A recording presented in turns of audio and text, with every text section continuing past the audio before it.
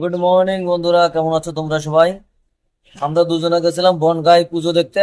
আর এখন আমরা রানাঘাটে, রানাঘাট স্টেশনে। আর এখন বাজে হচ্ছে 5টা 9। ঠিক আছে, ট্রেনের মধ্যে কেউ নাই,